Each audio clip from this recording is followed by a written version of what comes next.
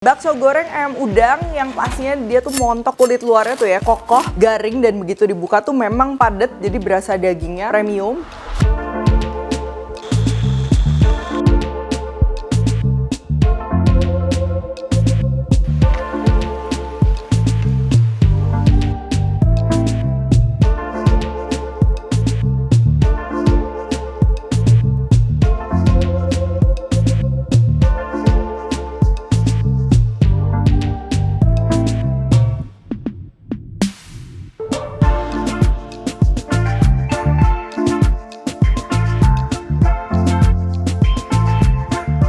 Buku keduaku sudah terbit ya, kalian bisa dapatkan secara online atau di toko buku seluruh Indonesia. Jangan sampai kehabisan.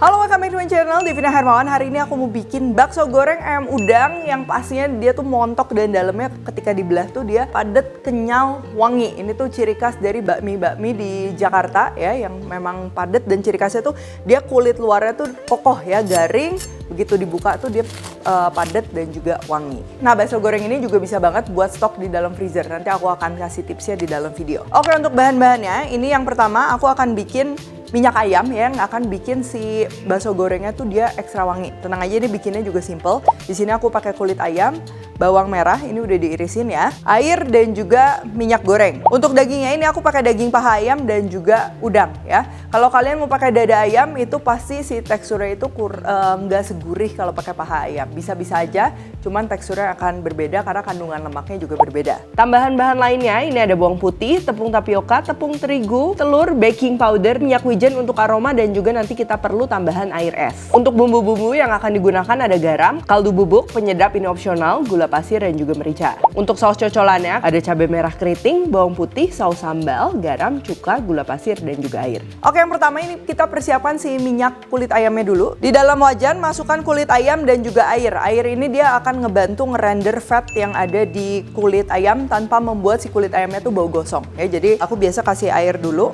kalau kita mau render minyak ayam ya.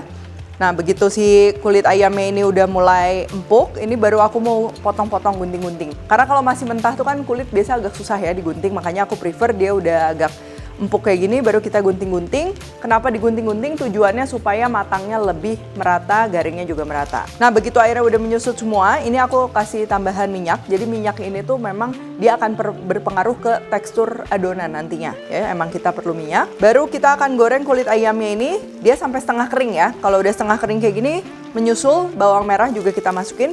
Goreng hingga keduanya itu kering. Hati-hati gosong. Jadi pakai apinya cukup api sedang ya.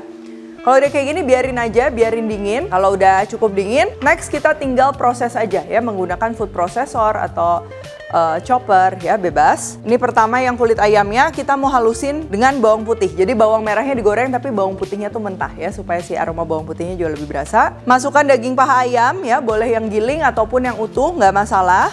Ini aku masukin setengah dulu ya, untuk yang lembut dulu, nanti sisanya tuh aku suka dagingnya tuh masih agak bertekstur. Bumbu-bumbu juga masuk, ada garam, kaldu ayam bubuk, gula pasir, penyedap opsional, merica, dan juga baking powder, serta minyak wijen, telur, dan juga air es. Nah, ini kita haluskan sampai benar-benar halus ya. Kalau udah benar-benar halus dan juga teksturnya tuh lengket kayak gini, ini terakhir tinggal kita masukin daging paha ayam sisanya ya, dan juga udang. Nah, ini cukup di blend, nggak usah sampai terlalu halus ya, jadi kayak masih ada sedikit tekstur gitu. Kalau udah tercampur rata, ini aku mau campur sama tepung, tapi karena choppernya kekecilan jadi aku pindahin aja ke mangkok yang lebih besar. Kalau kalian pakai food processor yang besar, mau digabung semua jadi satu, lebih praktis, nggak masalah ya. Ini tepung tapioka masuk, tepung terigu masuk. Tepung terigu ini tujuannya supaya si teksturnya agak padat sedikit ya. Jadi kita campur tapioka dan terigu, lalu diaduk rata. Dan kalau udah kayak gini, ini siap digoreng. Kalau kalian mau nyimpen dalam keadaan adonan, ini bisa-bisa aja ya, nggak masalah. Bisa di kulkas 24 jam, atau kalau mau lebih dari itu bisa dimasukin aja ke dalam freezer. Nanti pada saat kalian mau goreng, tinggal ditowing, diaduk rata kembali, baru digoreng. Nah, ini tahap yang penting juga ya. Selain adonan yang enak, yang dagingnya berasa, tahap ini juga penting banget, yaitu pada saat menggoreng bakso goreng. Jadi yang perlu perhatikan, pertama minyaknya ini harus cukup banyak, dan kedua mulai dari minyaknya itu dia masih hangat ya. Jadi jangan minyak yang terlalu panas, minyak hangat. Kita pakai api kecil aja. Ini untuk ngebentuk adonannya kalian bisa pakai 2 sendok, bisa pakai scoop ice cream ya, atau bisa juga dibentuk pakai tangan seperti ini. Kalau kalian mau bikin yang jumbo, satu resep ini bisa jadi sekitar 14 pieces. Tapi kalau kalian mau yang ukuran sedang ya, yang medium, itu bisa sekitar 20 pieces ya. Nah ini kita cetak aja.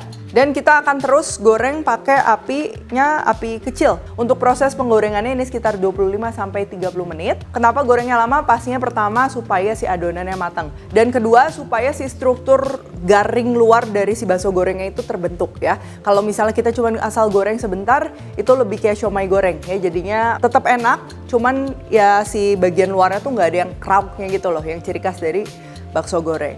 Dan yang perlu diperhatikan lagi, kenapa kita pakai api kecil? Karena kalau misalnya pakai api besar itu biasa kan luarnya tuh terlalu cepet garing ya. Jadinya pada saat adonan dalamnya tuh mau mengembang, nah si bagian luarnya tuh crack, dia pecah dan bisa meletus. Itu biasa apinya kegedean. Makanya kalau goreng bakso goreng, apalagi yang gede-gede gini harus pakai api kecil ya, supaya dia matangnya itu berbarengan dengan membentuk si kulit luar supaya nggak pecah. Nah kalau kalian menggunakan deep fryer ataupun mau lebih akurat ya pakai termometer, minyaknya ini targetnya di panas 140 derajat Celcius. Jadi jangan lebih dari itu ya, takutnya cepet gosong. Nah ini kalau udah matang seperti ini ya, kita tinggal angkat. Dan selanjutnya ini aku mau bikin sambelnya, tapi opsional sambel kalian bisa bikin sambel cuka kayak gini atau bisa juga pakai saus sambel Bangkok, bisa banget. Untuk bikin saus cocolannya juga simple, ini cabai keriting, bawang putih dan juga air kita akan blender sampai halus. Nah kalau udah, ini tinggal kita masak aja di dalam wajan. Jangan lupa tambahkan gula pasir, garam, dan juga cuka. Serta saus sambal ini supaya si teksturnya tuh lebih mengikat sama sedikit lebih kental. Kalau kalian mau yang lebih kental lagi, bisa juga dikentalkan menggunakan tepung maizena.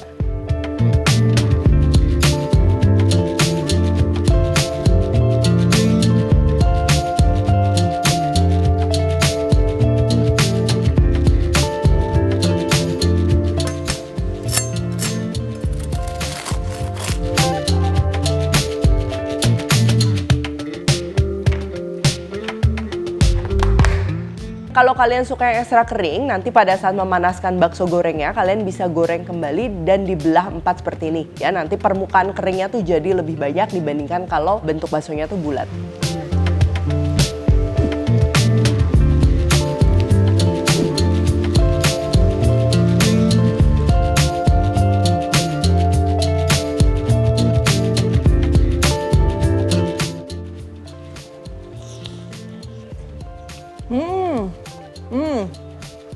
Ini tuh tipe bakso gorengnya tuh yang kulit luarnya tuh ya, kalian bisa lihat kokoh, garing, dan begitu dibuka tuh memang padat, jadi berasa dagingnya premium. Jadi beda ya sama yang dulu pernah aku share yang dalamnya tuh kopong. Nah ini tuh dia lebih moist, lebih padat ya, dan bisa banget buat stok juga di dalam freezer. Buat bekal anak-anak juga pastinya ini si ngunyahnya tuh nggak terlalu effort. Dicocol sama sambal yang asam, manis, seger, ini juga pastinya cocok banget. Jadi buat bakso goreng ini selain resep tadi ya, cara menggorengnya juga penting banget supaya si struktur luar kulit bakso gorengnya tuh dia terbentuk. Jadinya tuh pas digigit tuh kerasnya tuh dapet. Oke kalau gitu thank you for watching. Jangan lupa Kalori Cook Tech dan temukan juga resep-resep singkat lainnya di Instagram, TikTok, dan Shorts ya. Devina Hermawan, stay tune terus and see you in the next video.